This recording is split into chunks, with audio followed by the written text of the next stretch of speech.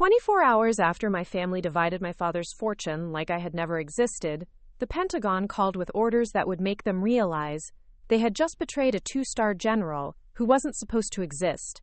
The voicemail came at 3:17 a.m., my stepmother's voice dripping with false sympathy through the phone speaker. "Elena, I'm so sorry you couldn't make it to the reading today. Your father would have understood why you weren't available." The pause before available cut deeper than any blade. Available. As if I had been lounging somewhere, choosing not to attend my own father's will reading. I sat up in my barracks bed at Fort Braxton, North Carolina, the military-issued sheets rough against my skin. The room was spartanly decorated, just the way I'd kept it for the past 3 years of deep cover operations. A single framed photo of my father in his marine dress blues sat on the metal nightstand, his weathered face staring back at me with the same steel-gray eyes I'd inherited. Those eyes had seen combat in Desert Storm, had commanded respect in boardrooms across the Southeast, and had looked at me with such pride the day I graduated from West Point at 19, the youngest cadet in Academy history. Now those eyes would never look at me again. No. My heart hammered against my ribs as the reality sank in. The reading. Dad's will reading. The one I was never told about. The one where his life's work, his legacy, his final words were shared with everyone except the daughter who had followed most closely in his footsteps. My phone showed 17 missed calls from my half-brother Marcus, 12 from my sister Diana, and none, absolutely none, from anyone explaining why my own father's final wishes were read without his eldest daughter present. The daughter who had spent the last 7 years in classified military operations so deep that my own family believed I was just doing some government work overseas. I swung my legs over the side of the narrow bed, bare feet hitting the cold linoleum floor. Outside my window, the pre-dawn darkness of Fort Braxton stretched endlessly, punctuated only by the distant glow of security lights. Somewhere out there, soldiers were running morning PT, oblivious to the personal war erupting in my chest. For them, this was just another Tuesday. For me, it was the day I discovered my family had erased me from existence. I scrolled through Marcus's texts, each one more devastating than the last, each timestamp showing they had been sent while I was in a classified briefing about insurgent movements in the Horn of Africa. Asterisk 3:45 p.m. Reading starting. Wish you were here. Asterisk 4:12 p.m. Dad left the company to me and Diana to split. Hayes Defense Consulting is ours now. Asterisk 4:18 p.m. The house goes to Diana. All of it. The estate, the lake property, everything. Asterisk 4:23 p.m. Investment accounts divided between us. Diana gets the portfolio. I get the bonds. Asterisk 4:31 p.m. Elena, there's nothing for you. Literally nothing. Patricia says Dad was disappointed you never came home. I'm sorry. Nothing for me. I stared at that last message until the letters blurred. Patricia, my stepmother, who had married my father when I was 16 and had spent the subsequent 9 years systematically poisoning him against his firstborn. The woman who had convinced him that my military service was just a phase, that my refusal to join the family business showed a lack of commitment to his legacy. She had won, finally, and completely. 25 years of being Daniel Hayes's firstborn, the daughter who used to sit on his lap while he explained military strategy from his days as a Marine colonel, the girl who followed in his footsteps by joining the service. And in his final act, I had been erased, completely and utterly written out of his story. But Marcus didn't know the whole story. None of them did. Marcus didn't know that Elena Hayes hadn't existed on any official military documents for 3 years. On every classified file, every mission briefing, every Pentagon database, I was General Elena Hayes, the youngest 2-star general in U.S. Army Special Operations Command history. My government work overseas had been leading counterterrorism operations in Syria, coordinating joint operations with NATO allies, and advising the Joint Chiefs of Staff on matters so classified that my security clearance required my family to believe I was nothing more than a mid-level analyst pushing papers in some windowless government building. They thought I was a disappointment. A daughter who had chosen bureaucracy over business, mediocrity over the Hayes family legacy of excellence. If only they knew. I pulled up my secure phone, the one with encryption protocols that would make the NSA jealous, and scrolled through my recent messages. Confirmation of Operation Nightfall's success. Commendation from General Morrison about the hostage rescue in Somalia. A personal note from the Secretary of Defense thanking me for my invaluable strategic insight during the latest crisis in Eastern Europe. While my family was dividing up Dad's earthly possessions, I was commanding operations that saved hundreds of lives and protected American interests across 3 continents. While they saw me as the forgotten daughter, the Pentagon saw me as indispensable. The irony was suffocating. I stood and walked to the small mirror mounted above my sink. The reflection staring back was tired. 3 days of minimal sleep would do that, but determined. At 25, I had already seen more combat than most career soldiers. My auburn hair was pulled back in the regulation bun, though a few rebellious strands had escaped during my restless sleep. The same freckles that had earned me the nickname Firecracker as a child still dotted my nose, but everything else about me had been forged in the crucible of military excellence. 2 silver stars. A bronze star with V for valor. The Distinguished Service Cross.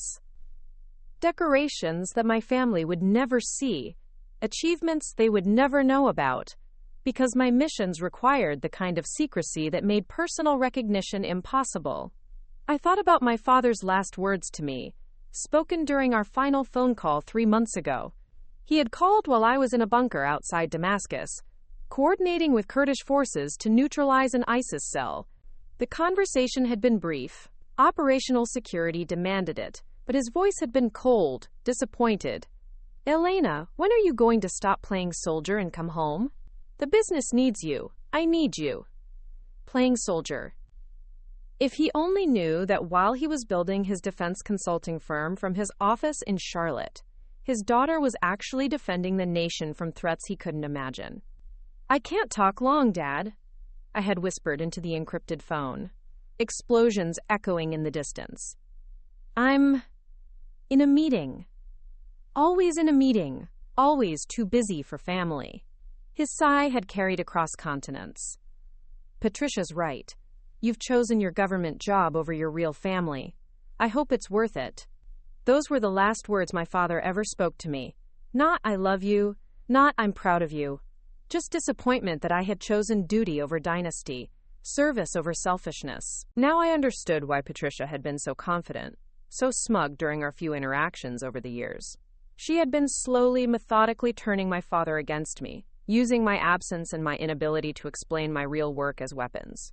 Every missed holiday, every abbreviated phone call, every "I can't talk about my work" had been ammunition in her campaign to erase me from the Hayes family legacy. The military-issued clock on my wall ticked loudly in the silence. 3:42 a.m.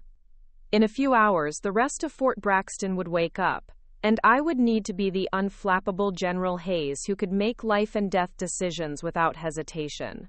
But right now, in the privacy of my quarters, I was just Elena, the daughter who had been discarded like an unwanted possession. My secure phone buzzed. Another message, this one with the highest classification marking. I swiped to read it, expecting another operational update or intelligence briefing. Instead, it was from General Morrison, my commanding officer and one of only 12 people in the world who knew my real identity. Elena, I just heard about your father. I'm sorry for your loss. Take whatever time you need. We'll handle the serious situation. Family first. Robert. Family first. The irony was almost laughable. General Morrison, a man I had known for only 3 years, had shown me more concern and respect than my actual family had in the past decade. I was about to respond when my phone rang. The caller ID showed a number I didn't recognize, but the area code was unmistakable. 703, Pentagon. My blood ran cold. Calls from the Pentagon at 3:44 a.m. only meant one thing. Something had gone catastrophically wrong somewhere in the world, and they needed their youngest 2-star general to fix it. I answered on the second ring, my voice automatically shifting into the crisp, authoritative tone that had become second nature. "General Hayes, General, this is Colonel Martinez from the Joint Chief's office. The voice was tense, urgent. I apologize for the early hour, but we have a situation developing that requires your immediate attention. How quickly can you be in Washington? I closed my eyes, feeling the weight of duty settling on my shoulders like a familiar cloak. My family had just erased me from their lives, but my country still needed me. The Pentagon was calling at 4 a.m. because somewhere in the world, American lives hung in the balance, and they trusted me, Elena Hayes, the forgotten daughter, to protect them. What's the situation, Colonel? I asked, already mentally calculating flight times and logistics. I can't discuss details over an unsecured line, General, but I can tell you that Operation Thunderbolt has been compromised. We need you to lead the response team. The Secretary of Defense specifically requested you for command. Operation Thunderbolt. The months-long infiltration of a terrorist network that had been planning coordinated attacks on U.S. embassies across the Middle East. If it had been compromised, dozens of deep-cover operatives were now in mortal danger. Colonel, I said, my voice steady despite the chaos churning in my chest. I can be wheels up in 30 minutes. Excellent. I'll have a transport waiting at Pope Field. And General? Colonel Martinez paused. This one's going to be all over the news. High visibility, the kind of operation that makes or breaks careers. High visibility. The phrase echoed in my mind as I hung up and began pulling on my dress uniform. For years, my greatest military achievements had been buried in classified files, my heroism known only to a select few who possessed the necessary security clearances.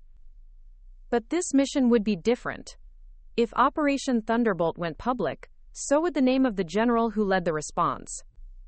I caught my reflection in the mirror as I pinned on my rank insignia, 2 silver stars that my family had never seen.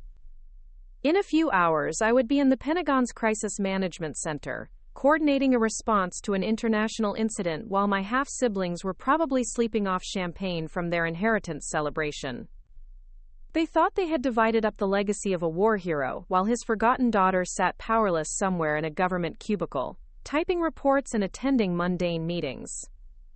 What my family didn't know was that they had just betrayed someone with the power to expose secrets that could destroy them all. Someone who had spent years protecting American interests while they built their little empire on government contracts and political connections.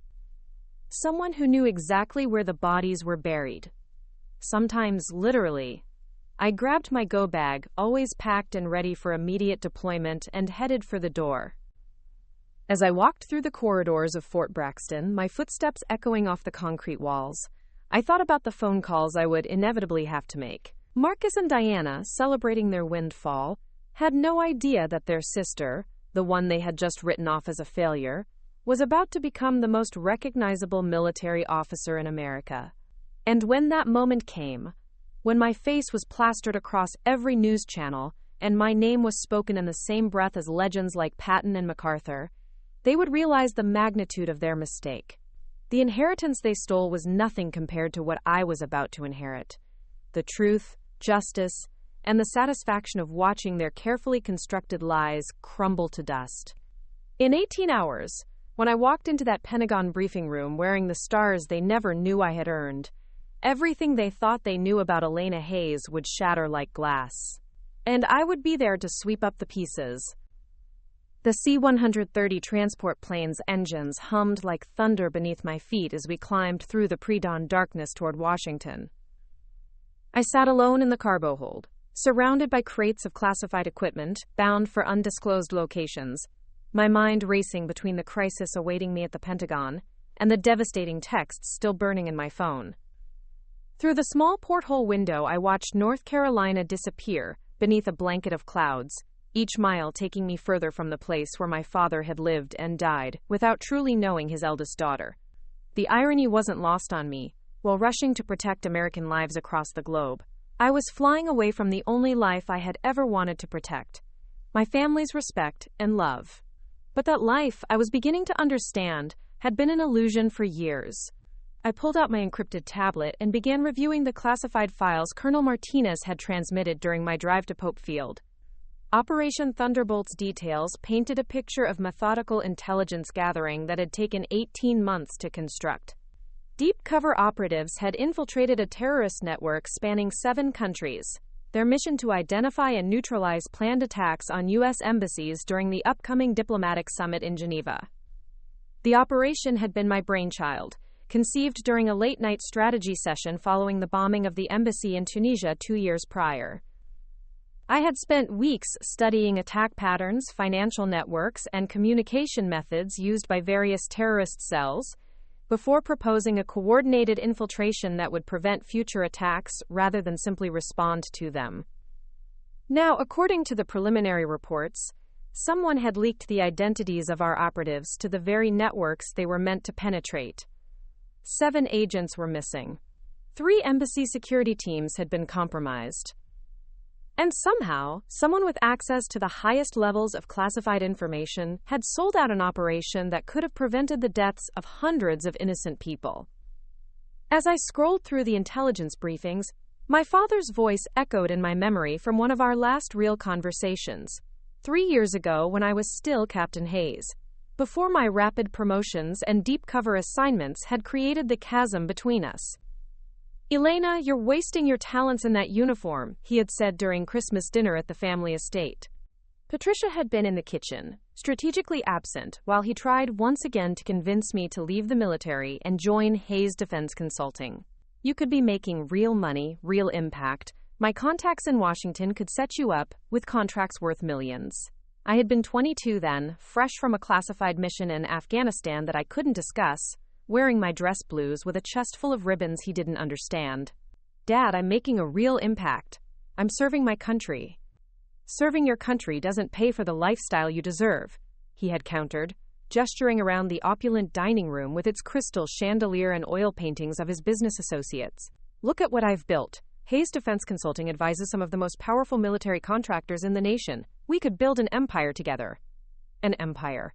The word tasted bitter now, knowing how that empire had been divided without me. I had tried to explain that money wasn't my motivation, that wearing the uniform meant something deeper than financial gain. But my father had been a businessman first, a former Marine second. He measured success in quarterly reports and profit margins, not in lives saved or terrorists neutralized. Patricia had returned to the dining room at that moment, sliding seamlessly into the conversation with her particular brand of passive aggression. "Daniel, you know Elena has always been idealistic. Some people need to learn lessons the hard way."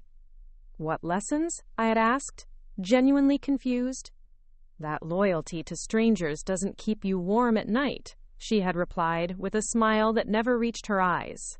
"That the government will use you up and throw you away without a second thought. Ask your father about his Marine pension sometime." The conversation had ended there, but Patricia's words had planted seeds that clearly grew over the subsequent years. Every time I missed a family gathering due to deployment, every phone call cut short by operational security, every explanation of "I can't talk about my work" had been twisted into evidence that I had chosen the military over my family. What my father never understood was that I couldn't choose him over the mission, because the mission was protecting people like him. Every terrorist cell we dismantled, every attack we prevented, every hostile foreign operative we neutralized, was done to preserve the American way of life that allowed him to build his business empire in the first place.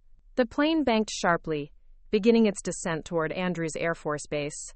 Through the porthole, I could see the lights of the Capitol Dome glowing in the distance like a beacon. Somewhere in that sprawling metropolis, my half-siblings were probably sleeping off their inheritance celebration, dreaming of all the ways they would spend their newfound wealth. Marcus, my 23-year-old half-brother, had always been Patricia's golden child. Charming, ambitious, and completely devoid of any sense of duty beyond his own advancement. He had graduated from Duke with a business degree and immediately joined Hayes Defense Consulting as a strategic development coordinator, a title that sounded impressive, but essentially meant he played golf with potential clients and attended networking events. Diana, 21 and fresh out of her sociology degree at UNC, had spent the past 3 years backpacking through Europe on Dad's credit card, ostensibly finding herself, but actually just posting Instagram photos from expensive hotels and Michelin-starred restaurants. Her idea of contributing to the family business was organizing charity galas that raised money for various causes while somehow managing to spend more on venue costs and catering than they actually donated. Both of them had grown up in the shadow of Patricia's influence, learning to see me as the difficult older sister who had abandoned the family for some misguided notion of patriotic service. They had never known the Elena who used to read military history books with Dad, who had memorized every detail of his Marine Corps service, who had joined the Army because she wanted to honor his legacy of service. Patricia had systematically rewritten that history, transforming me from the devoted daughter following in her father's footsteps into the selfish outsider who had chosen strangers over family. The landing was smooth, barely a bump as the massive transport plane touched down on the Andrews runway. I gathered my gear and checked my watch. 5:47 a.m. The Pentagon briefing was scheduled for 7 a.m., giving me just enough time to review the complete intelligence package and prepare for what would likely be the most challenging operation of my career. As I walked across the tarmac toward the waiting staff car, my phone buzzed with a new message. Marcus again. Elena, I've been thinking about what Dad said in his letter. Maybe we can work something out. Call me when you get this. His letter. There had been a letter, a personal message from my father that my family had read but not shared with me. I stopped walking, standing in the middle of the tarmac, as military personnel bustled around me in the early morning activity of one of America's most secure installations. My fingers trembled as I typed back, "What letter?" The response came immediately. Dad's personal note. He left individual letters for each of us. Patricia has yours. She said she'd mail it to you. Patricia had my father's final words to me. The last message from the man who had shaped my understanding of duty, honor, and service was sitting in the hands of the woman who had spent years poisoning him against me. The woman who had convinced him that his eldest daughter was a disappointment and a deserter. I wanted to call Marcus immediately, to demand that he force Patricia to read me the letter over the phone. But as I stood there, watching an F-22 Raptor taxi past me toward its hangar, I realized something that made my blood run cold. Patricia wasn't going to mail me that letter. She was going to use it as leverage, as a final weapon in her war, to erase me from the Hayes family legacy. She would hold my father's last words hostage, dangling them just out of reach whenever she needed to manipulate or control me. Unless I took control of the situation first. The staff car's driver, a young airman, approached me respectfully. "General Hayes, I'm here to transport you to the Pentagon, ma'am." "Change of plans, airman," I said, my voice steady despite the fury building in my chest. "First stop is Hayes Defense Consulting in Crystal City, then the Pentagon." He looked confused but nodded. "Yes, ma'am.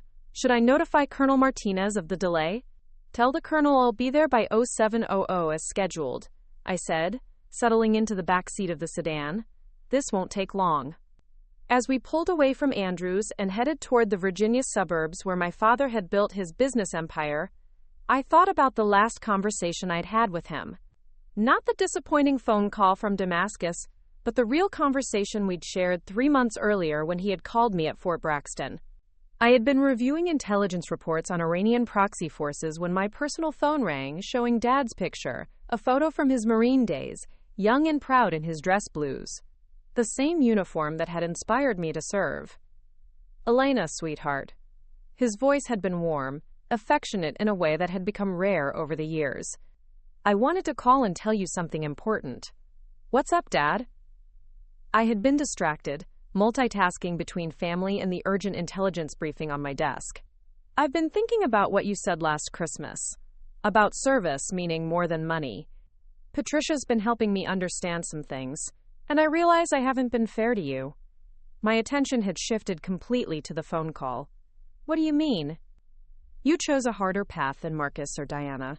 You could have taken the easy route, joined the business, made millions. But you chose duty instead. That takes a special kind of courage." Hearing those words had meant everything to me. After years of feeling like a disappointment, my father was finally acknowledging that my choices had value. "Dad, that means so much to me." "I'm updating my will," he had continued, his voice becoming businesslike again. "I want to make sure you're taken care of, that your service is recognized. Patricia's helping me restructure some things to be more equitable. Patricia's helping. The phrase should have been a red flag, but I had been so grateful for his approval that I hadn't questioned it. You don't need to do that, Dad. I don't serve for financial reward. I know you don't, sweetheart. That's exactly why you deserve it. You've sacrificed so much for your country, for strangers who will never know your name. It's time your family recognized that sacrifice properly. That conversation had been the last time my father had called me sweetheart, the last time his voice had carried warmth instead of disappointment, and now I understood why. Patricia had been helping him restructure his will, all right. She had been systematically removing me from it while convincing him that I didn't value family, that I had chosen my career over my heritage. Every missed phone call, every deployment that kept me from family gatherings, every "I can't discuss my work," had been evidence she could use to prove that I didn't deserve a place in the Hayes legacy. The staff car pulled into the parking lot of Hayes Defense Consulting, a sleek glass building that reflected the early morning sun like a mirror.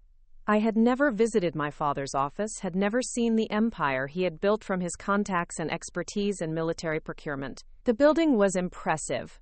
5 stories of steel and glass, with the Hayes logo prominently displayed above the main entrance. "Wait here," I told the driver. "This will only take a few minutes." The lobby was exactly what I expected from a successful defense consulting firm. Marble floors, leather furniture, and walls lined with photographs of my father shaking hands with generals, senators, and defense secretaries. A security guard looked up from his desk as I entered, his eyes automatically assessing the woman in an army dress uniform with stars on her shoulders. "Ma'am, can I help you?" "I'm here to see Patricia Hayes," I said, my voice carrying the authority that had commanded respect in war zones across 3 continents. "Tell her Elena is here for her letter." The guard's eyes widened slightly as he recognized the name. "Yes, ma'am. Let me call upstairs." As he picked up the phone, I studied the photographs on the wall more carefully. There was my father in his younger days, shaking hands with a 4-star general whose name I recognized from Pentagon briefings.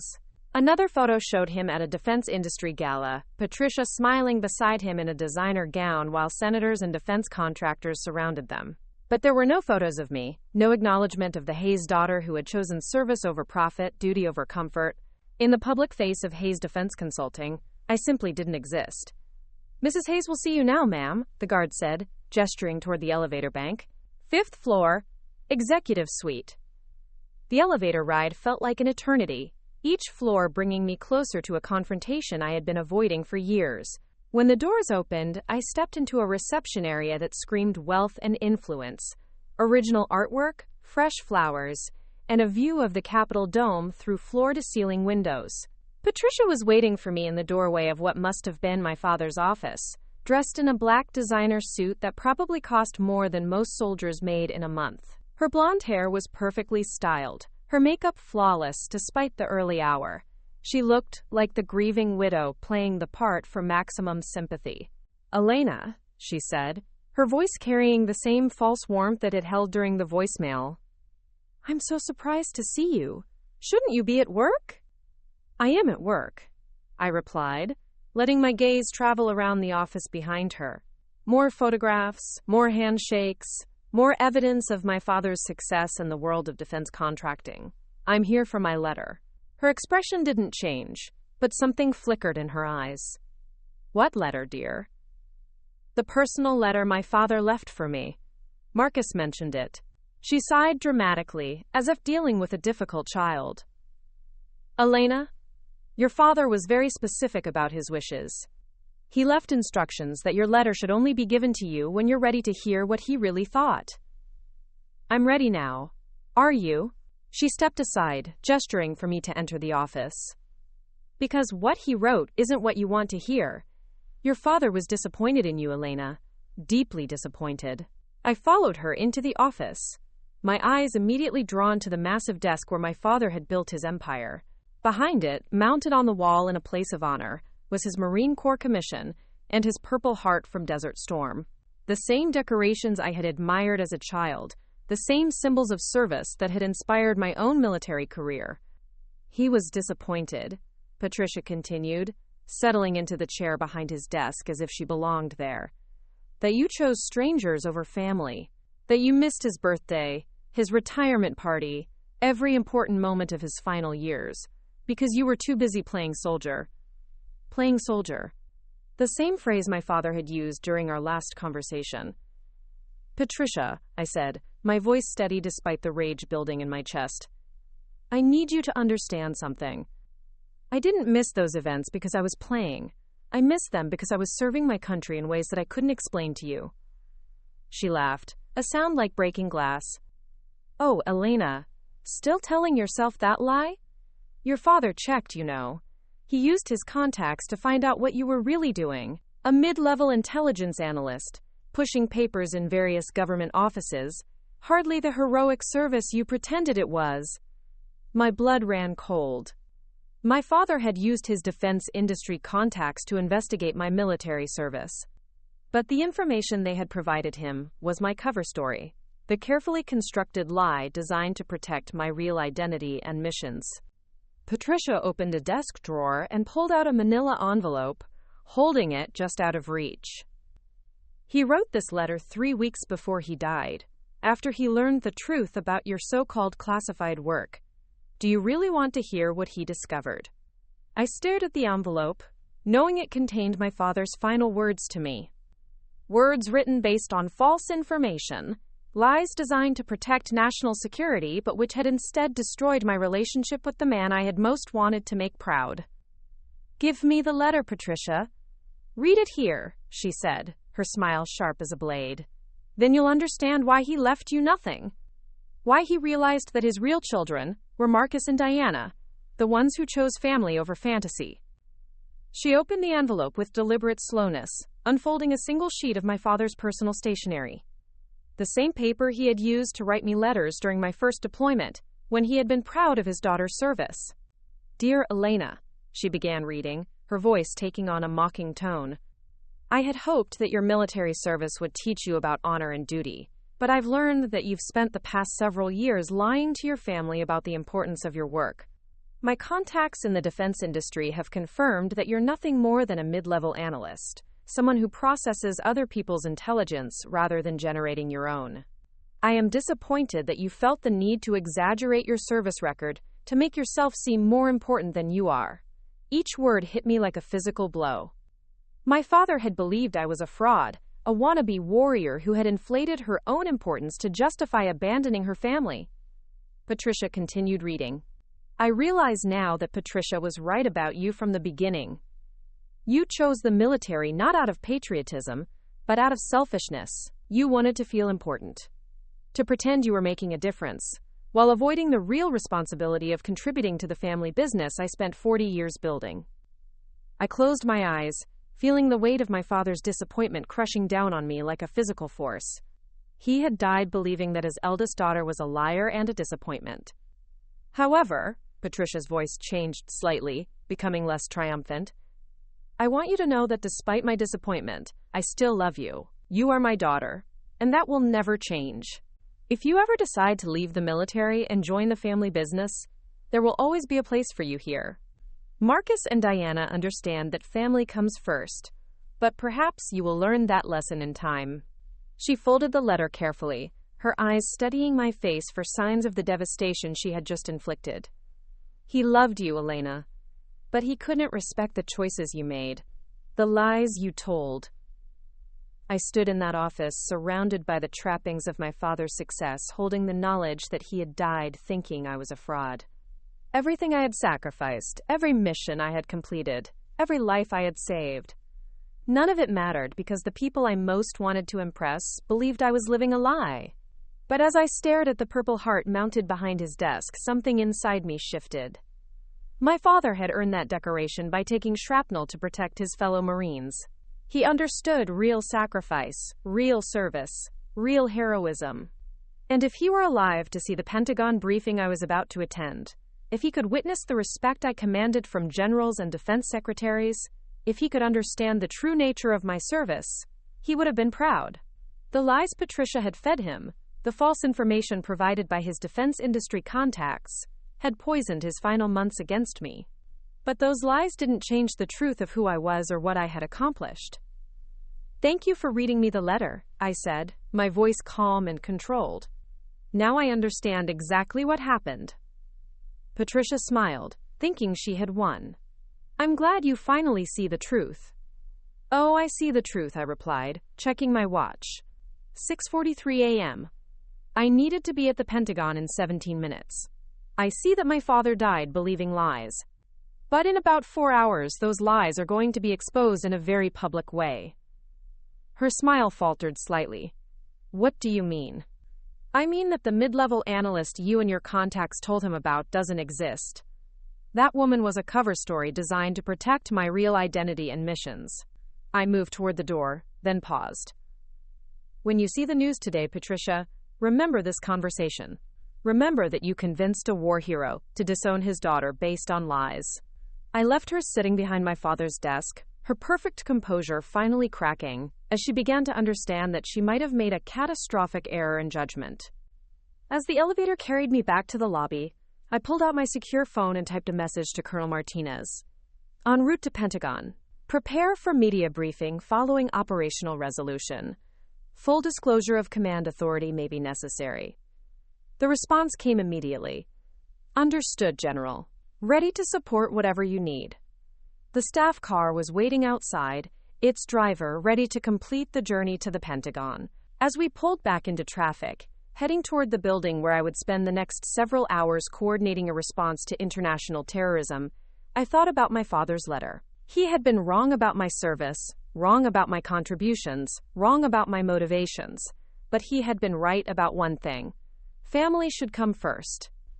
It was time for my family to learn who Elena Hayes really was. The Pentagon loomed before me like a fortress of American power, its five-sided structure cutting an imposing silhouette against the morning sky. As our staff car approached the river entrance, I watched the familiar choreography of one of the world's most secure buildings coming to life. Guards checking credentials, barriers rising and falling, the constant stream of military and civilian personnel who kept the machinery of national defense running 24 hours a day. I had been here dozens of times over the past 3 years, but never like this. Never carrying the weight of personal betrayal alongside operational responsibility. Never knowing that in a few hours my family would finally understand the true cost of their assumptions about my life. General Hayes, the security checkpoint officer, said as I presented my credentials, "Welcome back to the Pentagon. You're cleared for Level 7 access, War Room Bravo. Level 7. The deepest level of classified operations, where decisions were made that could reshape global politics." My family thought I was a paper-pushing analyst, but the Pentagon trusted me with America's most sensitive military operations. As I walked through the familiar corridors, past portraits of generals and defense secretaries who had shaped our nation's military history, I thought about the conversation I'd just had with Patricia. Her revelation about my father's letter had been devastating, but it had also crystallized something important. I was done apologizing for choices that had saved American lives. Colonel Martinez was waiting for me outside the war room, his expression grim.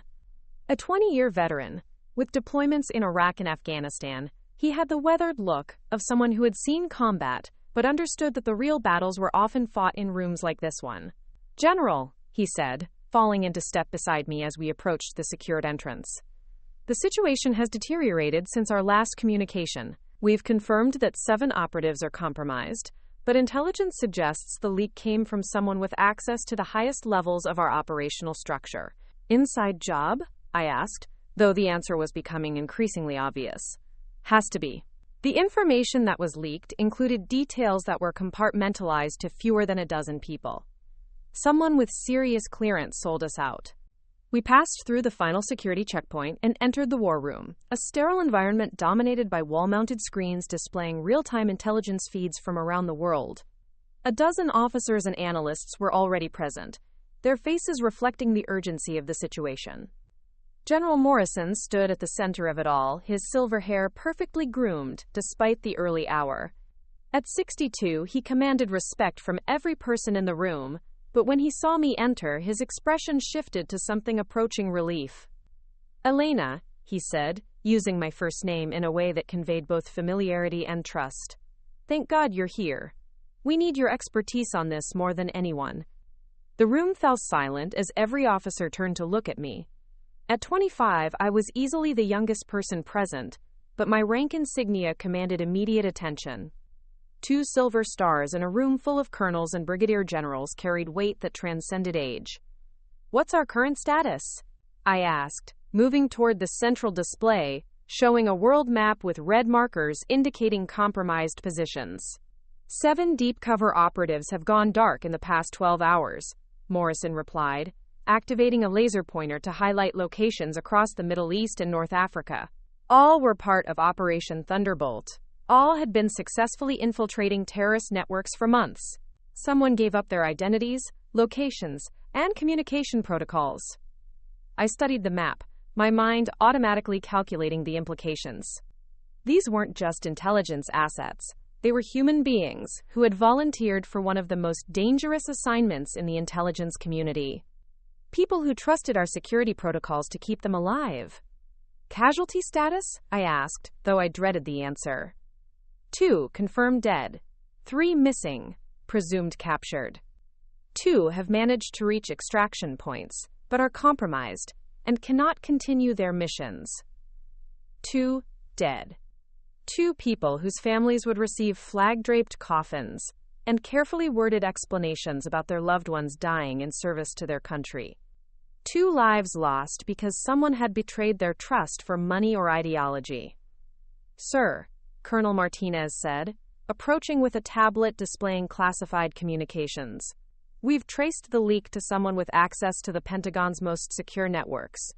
The information was transmitted from a location in Northern Virginia, but the digital footprint suggests someone with intimate knowledge of our operational security protocols."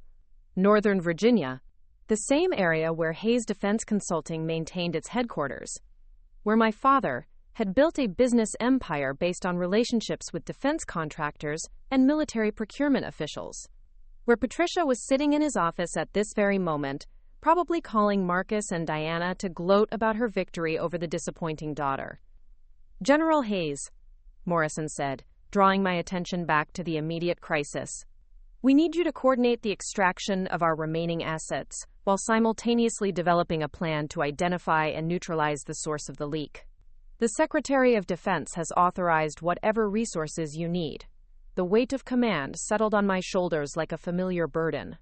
In the space of 8 hours, I had discovered my family's betrayal, confronted the devastating truth about my father's final opinion of me, and now inherited responsibility for an international crisis that could determine the fate of American intelligence operations across multiple continents.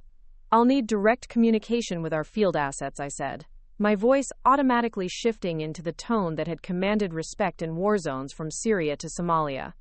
"Priority satellite access, real-time intelligence feeds, and a direct line to the Director of National Intelligence." "Already arranged," Morrison replied. "You have full operational authority. Whatever you need, wherever you need it, it's yours. Full operational authority." The phrase carried weight that most people couldn't comprehend.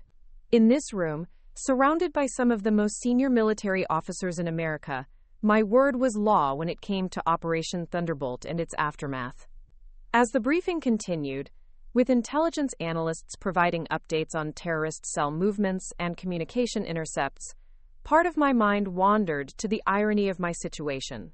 Less than 4 hours ago, I had been sitting in my barracks at Fort Braxton, reading texts about being erased from my father's will.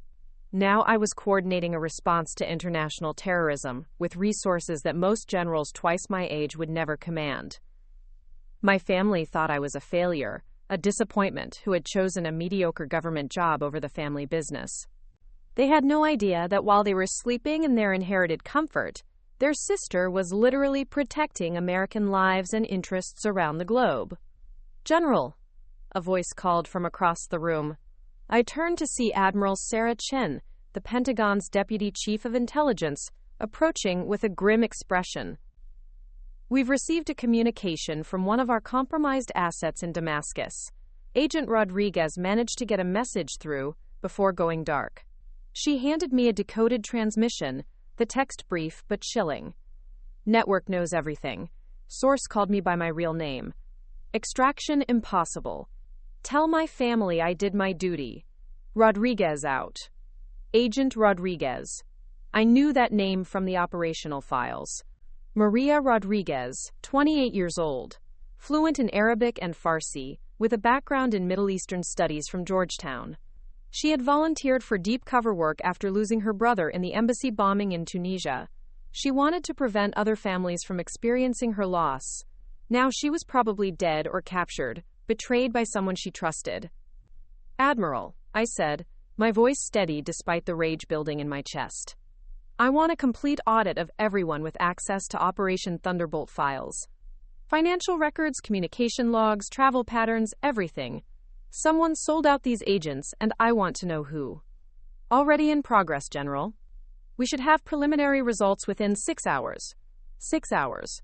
In 6 hours, we would know who had betrayed American intelligence operatives to terrorist networks. In 6 hours, someone's career and life would be destroyed by the revelation of their treachery." As the morning progressed, I found myself coordinating multiple extraction operations while simultaneously managing the investigation into the security breach. It was the kind of complex, high-stakes multitasking that had earned me rapid promotions and the trust of senior leadership. But even as I worked to save American lives and protect national security, part of my mind kept returning to my father's letter. The disappointment in his words, the belief that I had lied about the importance of my work, the conviction that I had chosen selfishness over family responsibility. If he could see me now, surrounded by generals and admirals who sought my counsel on matters of international importance, would he understand? Would he realize that his daughter hadn't been lying about her service, but rather protecting secrets that could endanger lives if revealed? "General Hayes," Colonel Martinez said, approaching with an urgent expression, "we've just received word that the Secretary of Defense wants to hold a press conference about Operation Thunderbolt this afternoon. Given the public nature of the leaks, he feels the American people deserve an explanation, a press conference." The operation that had been designed to remain completely classified was about to become front-page news across America. And as the commanding officer responsible for the response, my name and face would be broadcast to millions of viewers, including my family. "What time?" I asked, though I already knew the answer would change everything. 1400 hours. Live from the Pentagon briefing room. All major networks will carry it. 2:00 in the afternoon. In less than 6 hours, Elena Hayes would no longer be a secret. The two-star general, who had been invisible to her own family, would suddenly be the most visible military officer in America. I thought about Marcus and Diana, probably sitting in their inherited wealth, dividing up properties and investment accounts. I thought about Patricia, triumphant in her victory over the daughter she had systematically destroyed in their father's eyes. None of them were expecting to turn on their televisions and see the disappointing family member commanding a response to international terrorism. "Colonel," I said, making a decision that would irrevocably change my relationship with my family, "I want you to personally notify Hayes Defense Consulting about the press conference. Inform them that one of their former government contacts will be featured prominently." He looked confused but nodded. "Yes, ma'am. Any particular reason?" "Professional courtesy," I replied, though we both knew there was nothing professional about my motivation. "They've been supportive of military operations in the past. They should know that their support is appreciated." As the morning transformed into afternoon, the pace of operations intensified. We successfully extracted 2 more compromised agents, but lost contact with Agent Rodriguez permanently. The investigation into the security breach was narrowing its focus, and the preliminary results suggested someone with intimate knowledge of defense contracting procedures and Pentagon access protocols.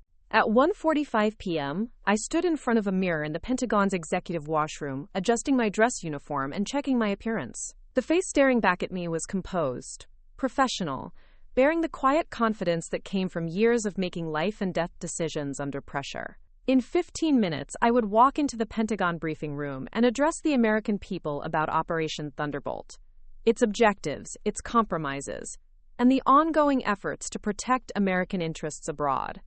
Millions of viewers would hear my name, see my rank, and understand that Elena Hayes was not the disappointing government analyst her family believed her to be. My phone buzzed with a text from Marcus. "Elena, are you watching the news? Something big happening at the Pentagon. Defense Department press conference in a few minutes." I smiled, typing back, "Thanks for the heads up. I'll try to catch it. Another message appeared, this one from Diana. OMG Elena, they're saying it's about some major military operation. Do you know anything about this from your government job? I might have some insight, I replied, which was perhaps the greatest understatement of my career. As I walked toward the briefing room, past photographs of military leaders who had shaped American history, I thought about the conversation I'd had with my father 3 months earlier. His disappointment that I had chosen service over profit, duty over dynasty. In a few minutes, the entire country would understand the true nature of my service. They would see that Elena Hayes hadn't been playing soldier or pretending to be important.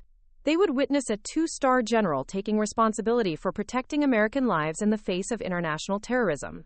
And somewhere in Crystal City, my family would finally learn who I really was. The briefing room was packed with reporters, cameras, and government officials. Secretary of Defense James Wellington stood at the podium, his expression grave as he prepared to address the nation about Operation Thunderbolt and its aftermath. Ladies and gentlemen, he began, his voice carrying the weight of his office, I'm here today to discuss a matter of critical national security importance. Over the past 18 months, the United States military has been conducting a classified operation designed to prevent terrorist attacks on American diplomatic facilities worldwide. The room was silent except for the clicking of camera shutters and the quiet hum of recording equipment. This operation, codenamed Thunderbolt, has been compromised by a security breach that has cost American lives and endangered ongoing intelligence operations. The individual responsible for coordinating our response to this crisis is one of our most decorated and capable military officers. My heart rate increased as I realized the moment had arrived. Please join me in welcoming General Elena Hayes, United States Army Special Operations Command, who will brief you on our current operational status and response measures. I stepped to the podium, feeling the weight of every camera lens focused on me. Somewhere in Virginia, my family was probably choking on their coffee as they realized that the disappointing daughter they had just erased from their father's will was about to address the nation as a 2-star general. Good afternoon, I began, my voice steady and clear. My name is General Elena Hayes, and I have the honor of serving as the commanding officer responsible for Operation Thunderbolt and the current crisis response. As I began to detail the operation's objectives and the ongoing efforts to protect American interests, I thought about my father's Purple Heart, mounted on the wall behind Patricia's desk. He had earned that decoration through service and sacrifice, qualities he had believed his eldest daughter lacked. Now, speaking to the American people about my own service and sacrifice, I knew he would have been proud. The point of no return had been crossed. Elena Hayes was no longer a secret, and my family was about to learn the true cost of their assumptions. Good afternoon, I began, my voice steady and clear as it carried across the packed Pentagon briefing room and into millions of American homes. My name is General Elena Hayes, and I have the honor of serving as the commanding officer responsible for Operation Thunderbolt and the current crisis response. The words felt surreal as they left my mouth. For 3 years, my identity had been one of the military's most closely guarded secrets. Now, standing before the assembled press corps with the American flag behind me and cameras broadcasting live across the nation, I was finally free to tell the truth about who Elena Hayes really was. Over the past 18 months, I continued, reading from prepared remarks while simultaneously thinking about my family watching this unfold.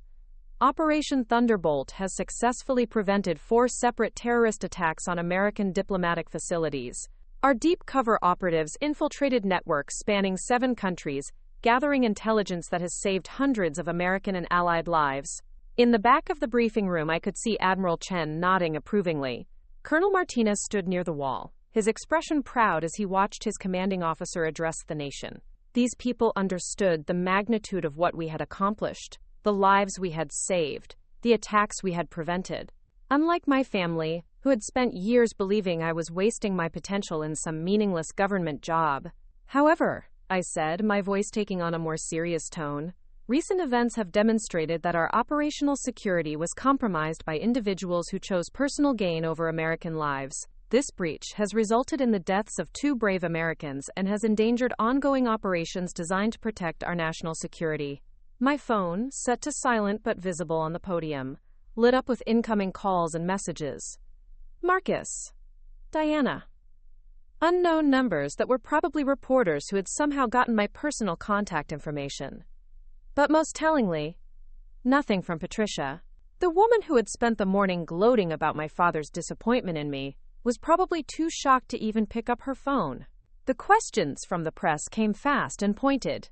General Hayes, how long have you been in command of Operation Thunderbolt? I've overseen this operation since its inception 18 months ago, working with intelligence agencies and our international allies to develop a comprehensive approach to preventing terrorism rather than simply responding to it. What can you tell us about your background and qualifications for this command? I paused, thinking about the question that would have been impossible to answer honestly just hours earlier. I graduated from West Point at 19, completed multiple deployments in Afghanistan and Syria, and have been serving in Special Operations Command for the past 7 years. My specific qualifications include advanced training in counterterrorism, strategic intelligence, and international cooperation protocols. What I didn't mention were the decorations hidden in my service record, the commendations that would remain classified, the operations that had never made it into any public documentation. The full scope of Elena Hayes' military service would remain partially secret, but what I had revealed was already more than my family had ever imagined. General, you're remarkably young for such a senior command position. How do you respond to critics who might question whether someone your age can handle this level of responsibility? The question hung in the air for a moment, and I found myself thinking about every time my father had questioned my choices, every conversation where Patricia had suggested I was too idealistic, too naive to understand the real world. Age and experience aren't always synonymous, I replied. Leadership is measured by results, not by years. Operation Thunderbolt has prevented multiple terrorist attacks and saved American lives. I would argue that those results speak for themselves. As the press conference continued, my phone continued to light up with messages. I could see notifications appearing and disappearing, a digital representation of my family's growing shock and confusion. They were probably calling each other, trying to understand how the daughter they had just written off as a failure had somehow become a 2-star general, commanding international operations. General Hayes, another reporter called out, what can you tell us about the ongoing investigation into the security breach? I can confirm that we have identified several suspects and are working closely with federal law enforcement agencies to determine the full scope of the breach. Anyone who has betrayed American intelligence operatives will face the full consequences of their actions, regardless of their position or connections. Regardless of their connections. The words carried a weight that only I fully understood. The investigation into the security breach was revealing uncomfortable truths about the intersection between defense contracting and intelligence operations, about how private companies with government connections sometimes had access to information that should have remained strictly compartmentalized. Hayes Defense Consulting had been one of the companies with such access.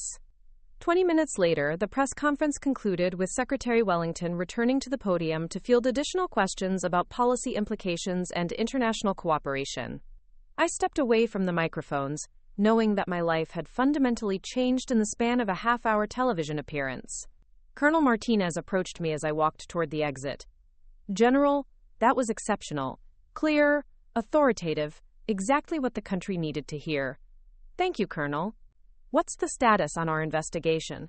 His expression grew serious. We've traced the leak definitively. Financial records show payments from a shell corporation linked to terrorist funding networks. The recipient has been identified as someone with access to our most sensitive operational files. Who? He handed me a tablet displaying financial records, communication logs, and travel patterns that painted an unmistakable picture of betrayal. Patricia Hayes. Through her position as a civilian contractor consultant for Hayes Defense Consulting, she's been receiving payments for classified information for the past 6 months. I stared at the screen, feeling a cold clarity settle over me. Patricia hadn't just poisoned my father against me and stolen my inheritance. She had been selling American secrets to terrorist networks, information that had led directly to the deaths of Agent Rodriguez and Agent Chen. The woman who had spent years calling me selfish and unpatriotic had been committing treason. Colonel, I said, my voice completely steady despite the magnitude of what I was learning. I want her arrested within the hour. Full federal charges, no courtesy notifications, no opportunity to destroy evidence. Already in motion, General. FBI teams are moving on Hayes Defense Consulting as we speak. As if summoned by our conversation, my phone rang with a call from Marcus. I answered, putting it on speaker so Colonel Martinez could hear the conversation. Elena! Marcus's voice was frantic, confused, barely controlled. What the hell is going on? We just watched you on television talking about terrorism and military operations. You're a general? How is that possible?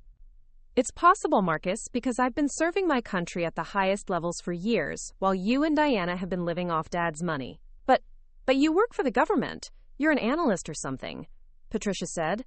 Patricia lied, I interrupted. About my job, about my service, about everything. And now she's about to face federal charges for treason. Silence on the other end of the line. I could hear Diana's voice in the background, shrill and panicked. What does she mean, treason? I said, my voice carrying the authority that had commanded respect in war zones across 3 continents. That your stepmother has been selling classified American intelligence to terrorist networks, the same networks that killed 2 of my operatives yesterday. That's impossible, Marcus said, but his voice lacked conviction. Patricia wouldn't. She's not. Elena, you have to be wrong about this. Through the Pentagon's windows, I could see FBI vehicles racing toward Northern Virginia, blue lights flashing as they carried federal agents to arrest the woman who had spent the morning gloating about my father's disappointment in me. Marcus, I said, my voice softening slightly, I want you and Diana to understand something. Everything Patricia told Dad about my service was a lie. Everything she used to turn him against me was fabricated. I've been serving at the highest levels of military intelligence for years, protecting American lives and interests around the world. Then why didn't you tell us? Why didn't you tell Dad?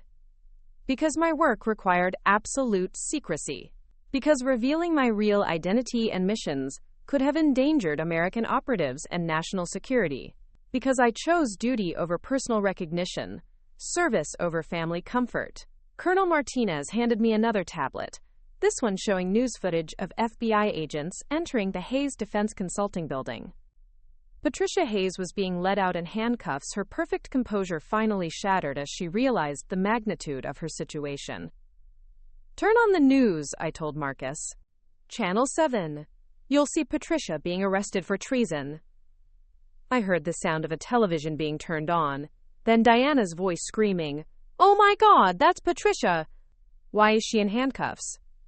Because, I said, feeling a satisfaction that was both professional and deeply personal, she betrayed her country for money. While I was serving America, she was selling America's secrets to the highest bidder. The silence on the other end of the line stretched for nearly a minute. When Marcus finally spoke again, his voice was small, broken. Elena, Dad's letter. The things he wrote about you. If Patricia was lying. Dad died believing that his eldest daughter was a disappointment and a fraud, I said, the words carrying 3 years of accumulated pain. He died thinking I had chosen a meaningless job over family responsibility. Patricia used my inability to discuss classified work as evidence that I was lying about my importance. Jesus Christ! Diana's voice came through the phone, shaken and horrified. Elena, we didn't know. We had no idea. No, you didn't. But you were willing to believe the worst about me without asking questions. You were willing to cut me out of Dad's will, out of his legacy, out of the family, based on Patricia's lies. The will, Marcus said suddenly. Elena, about the will. We can fix this. We can redistribute everything, make sure you get your fair share.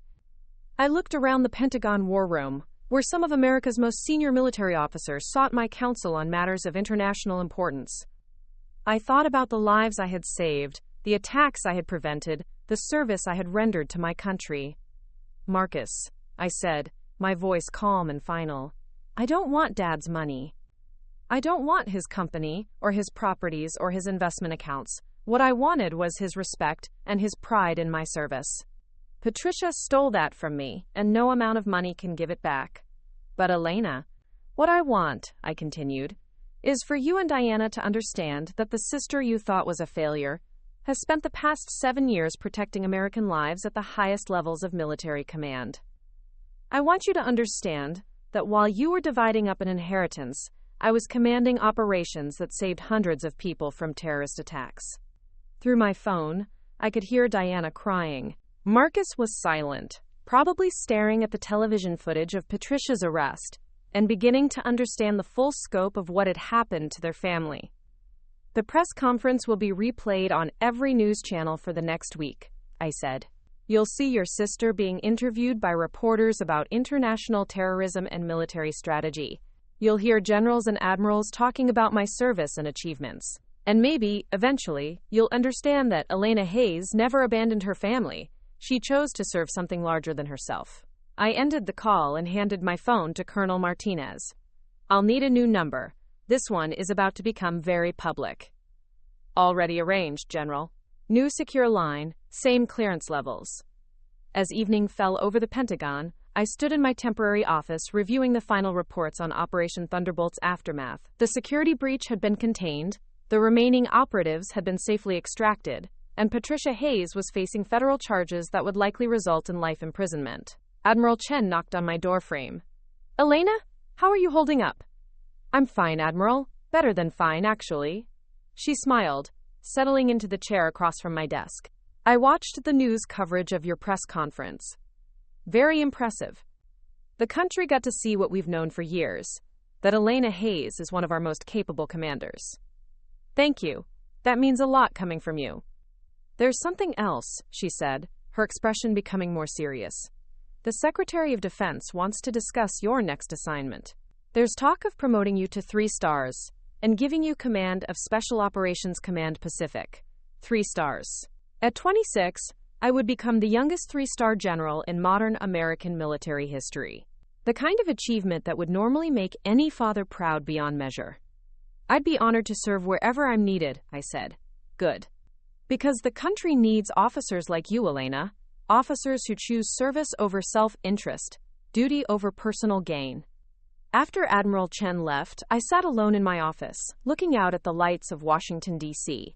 Somewhere in the city, my father was buried in Arlington National Cemetery, his grave marked with a simple headstone that noted his service as a Marine colonel and Purple Heart recipient.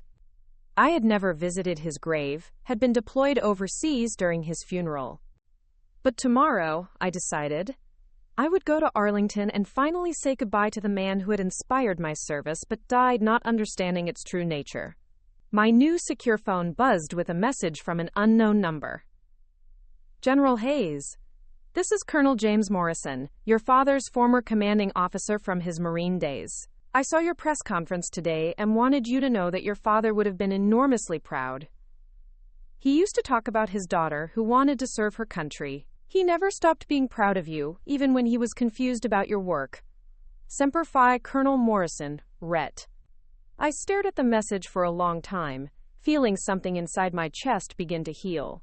My father's former commanding officer had reached out to tell me that somewhere, beneath Patricia's poisonous influence and the confusion of classified work, my father had remained proud of his daughter's choice to serve. It wasn't the inheritance I had lost, or the letter I would never read, but it was something more valuable. The knowledge that the man who had inspired my service had never truly stopped believing in me. 3 months later, I stood in Arlington National Cemetery at my father's grave, wearing my new 3-star insignia and accompanied by an honor guard from the 3rd Infantry Regiment. The ceremony was small, private. Just me, Colonel Morrison, and a few of my father's Marine buddies who had served with him in Desert Storm. Your father used to say that real heroes don't seek recognition, Colonel Morrison said as we stood before the simple headstone. They do their duty because it's right, not because anyone will notice. He would have understood your classified service, Elena. He would have been proud that you chose to protect others, even when it meant personal sacrifice. Marcus and Diana had both reached out multiple times over the past months, trying to rebuild a relationship that had been damaged by years of Patricia's manipulation. They had redistributed the inheritance according to what they believed my father's original intentions had been, but I had donated my portion to a fund for families of fallen intelligence operatives. I didn't need my father's money. I had inherited something more valuable. His legacy of service, his understanding of duty, and his belief that some things are worth more than personal comfort or recognition.